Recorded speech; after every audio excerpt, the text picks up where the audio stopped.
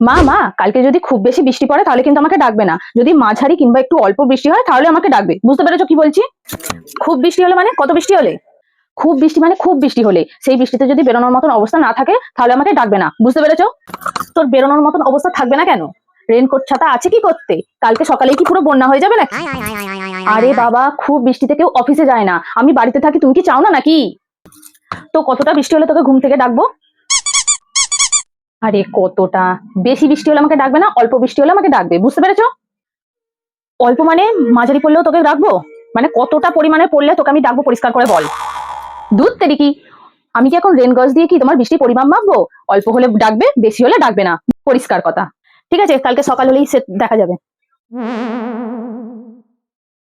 বাবু, ঘুম থেকে উঠে দেখ বাইরে কেমন বৃষ্টি পড়ছে, দেখ জোরে পড়ছে না আস্তে পড়ছে, দেখ বিছানা থেকে উঠে দেখ জোরে পড়ছে না আস্তে পড়ছে। সেরকম বুঝে বেরোবি, নাহলে শুয়ে পড়েছে। বাইরে তো এখন অনেক বৃষ্টি পড়ছে, তোমাকে তো বলেছিলাম যে বেশি বৃষ্টি হলে আমাকে ডাকবে না। তোর কাছে কোনটা জোর মাঝারি অল্প সেটা আমি কি করে বুঝবো? তুই নিজে উঠে দেখ।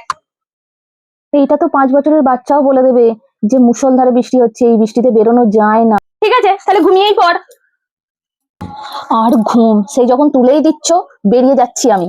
भाई मारो मुझे, मारो मारो मुझे, मारो मारो।